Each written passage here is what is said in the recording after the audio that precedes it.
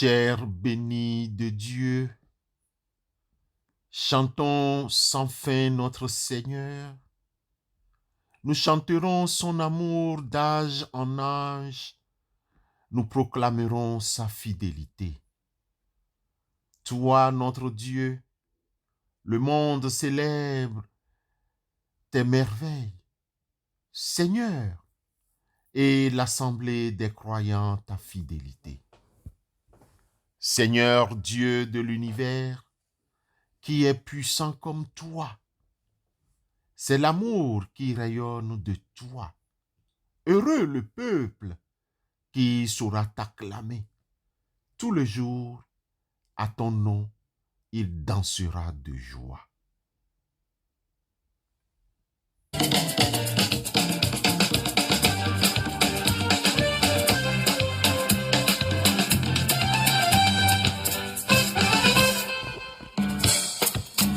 La semoule a pris son cœur, hélas, hélas. La publicité a pris son cœur, hélas, hélas. Le feu de l'amour a pris son cœur, hélas, hélas. Le travail a pris son cœur, hélas. Il n'a pas le temps de louer Jésus son sauveur, hélas. Il n'a pas le temps de louer Jésus son sauveur, hélas. Je le loue de tout mon cœur, je le loue de tout mon cœur. Je le loue avec ma foi.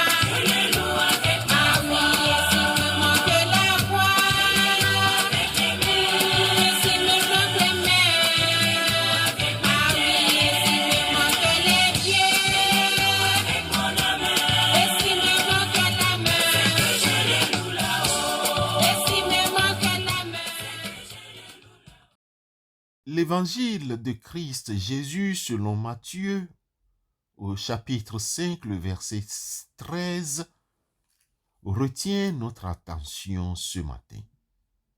Là, nous lisons. C'est vous qui êtes le sel du monde. Mais si le sel perd son goût, comment pourrait-on le rendre de nouveau salé? Il n'est plus bon à rien. On le jette dehors et les gens marchent déçus. Sœurs et frères dans la foi, comme vous le savez, le sel possède plusieurs propriétés. Les mieux connues se résument à la conservation des aliments et à la saveur dans les nourritures. Tellement précieux que, dans les temps les plus reculés, la valeur du sel est comparée à celle des métaux précieux, à telle enseigne qu'on l'utilisait pour payer les soldats, d'où le mot salaire. Certains spécialistes dans l'étude du sel découvrent que la consommation modérée du sel contribue à l'absorption intestinale des nutriments et aide au maintien de l'équilibre homéostatique des fluides corporels. Dans l'industrie alimentaire, nos aïeux utilisaient le sel pour la préservation des aliments parce qu'il n'existait pas des chambres froides ou des réfrigérateurs comme de nos jours. Bien-aimés, en cuisine, l'utilisation modérée et ordinaire du sel rehausse la saveur des mets, les rendait plus savoureux et plus agréables au palais buccal. Nos mamans qui désiraient avoir une belle peau sans tache étaient conseillées d'appliquer un masque de sel fin, car, dit-on, que le sel adoucit la peau, la rend belle et élimine les taches.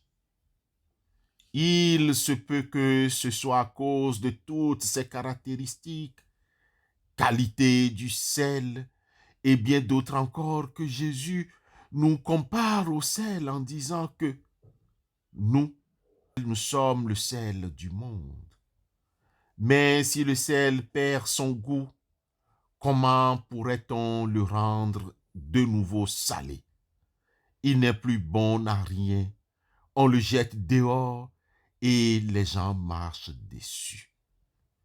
L'une des fonctions et caractéristiques du chrétien est d'être une source d'inspiration, de joie pour d'autres personnes et surtout ceux et celles du monde qui nous observent. Plusieurs personnes ont la vie triste et sombre. Il nous faut les amener à retrouver la joie que donne la connaissance de l'Évangile. Rassurons-nous par nos exemples chrétiens. Persuadons tous ceux et celles qui nous entourent à trouver la saveur de vivre chaque instant de leur vie en la compagnie de Christ Jésus, car le monde n'a jamais accepté Christ, puisque ce que Dieu interdit est devenu la loi et observation chez les humains.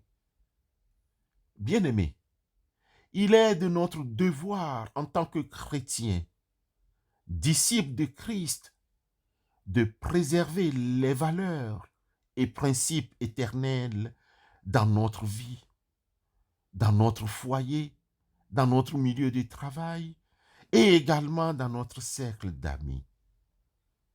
Bien-aimés, nous sommes la saveur que donne une vie abondante, conservatrice de la vérité éternelle. Marchons dignement au nom du Seigneur. Amen.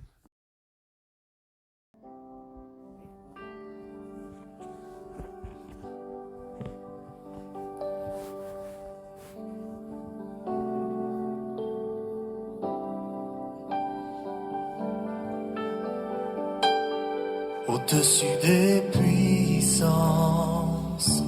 au-dessus des rois, au-dessus de la nature et de la création, au-dessus de tous les plans des hommes sages, bien avant le monde tu existais.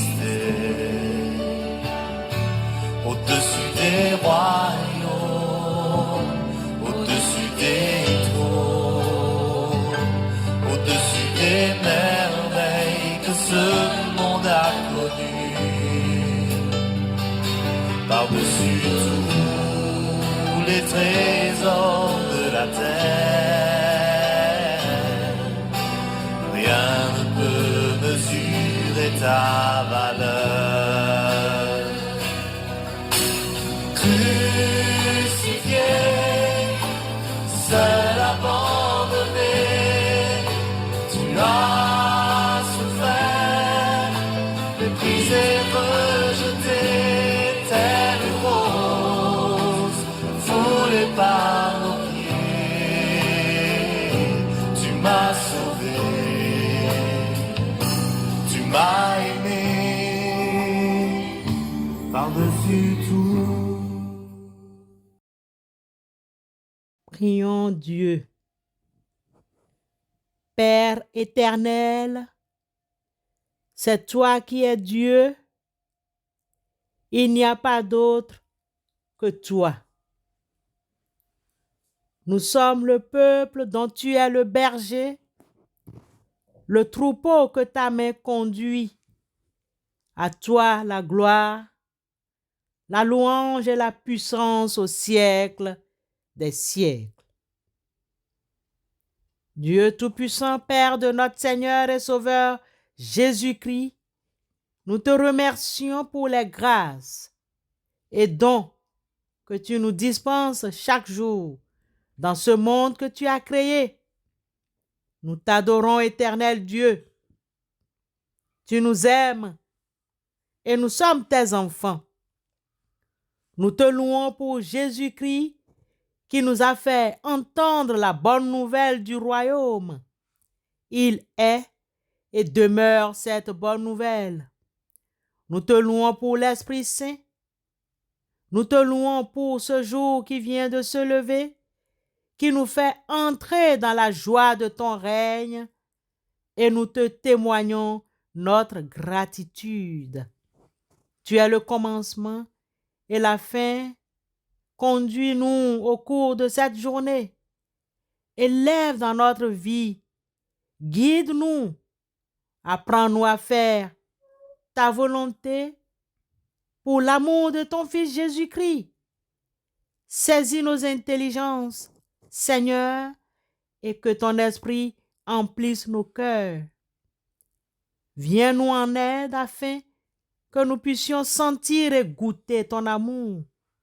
Nous te remercions pour tous les bienfaits que nous recevons de ta bonté et en particulier de la grâce que tu viens de nous faire d'entendre ta parole.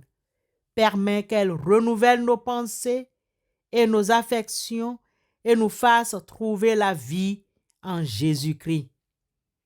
Dieu Tout-Puissant et Éternel, toi qui donnes l'intelligence et la sagesse, nous te prions pour les étudiants, les élèves, les écoliers.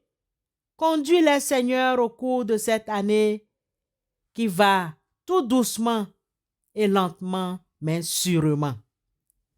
Délivre-les de toute faiblesse, de toute forme de paresse dans la préparation des devoirs, des examens. Pour nos bien-aimés, pour tous ceux que nous te nommons à cet instant même dans le secret de nos cœurs, nous te prions, Seigneur, sois avec eux. Pour tous les hommes en particulier, les solitaires, les accablés au cœur lourd, nous te prions, sois avec eux. Nous savons que tout le temps, dans notre monde, il y a des gens qui meurent de faim et des milliers dont la faim n'est jamais tout à fait apaisée, tandis qu'il y a d'autres qui gaspillent les dons de Dieu, d'autres encore qui, par les dévastations de la guerre, les détruisent, d'autres encore qui ne font pas les efforts nécessaires pour exploiter les ressources que toi, Dieu, tu as mises à notre disposition. Viens à notre secours, Seigneur, et soutiens-nous dans notre faiblesse. Seigneur Dieu Tout-Puissant, tu es le refuge de tous ceux qui cherchent le secours. Tu es le logement de tous ceux, celles qui cherchent à s'abriter. Tu es la solution de tous ceux, celles qu'on expulse des logements. Nous venons nous recommander à ta volonté et t'adresser nos humbles prières pour tous ces hommes et femmes et enfants qui traversent des difficultés à se loger. Donne les moyens financiers, matériels, humains et logistiques. Et puisque ton Fils unique a accepté de souffrir pour nous, permets à ceux, celles qui passent par l'épreuve de trouver en toi le courage et la force. Envoie-leur ton esprit consolateur pour qu'ils découvrent la bénédiction que tu places auprès de chacune de leurs douleurs. Dieu Tout-Puissant, Père de notre Seigneur et Sauveur Jésus-Christ, exauce-nous dans ta bonté. Accueille aussi les requêtes qui sont restées au fond de notre cœur. Pour l'amour de ton Fils bien-aimé, notre Rédempteur, nous te prions. Amen.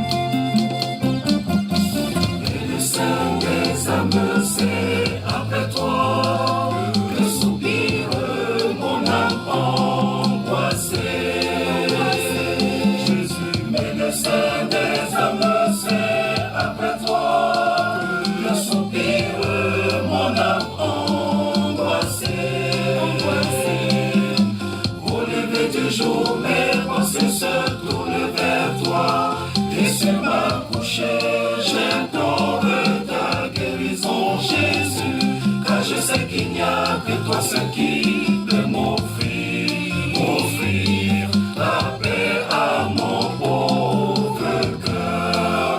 Mais les saints des âmes, mon cœur a besoin de toi.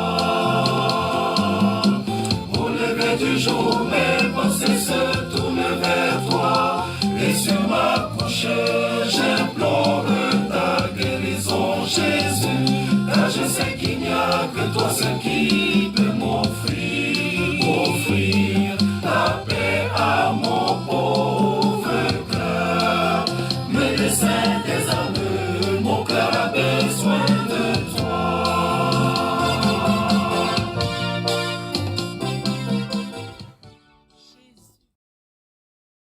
Recevons la bénédiction de la part du Seigneur.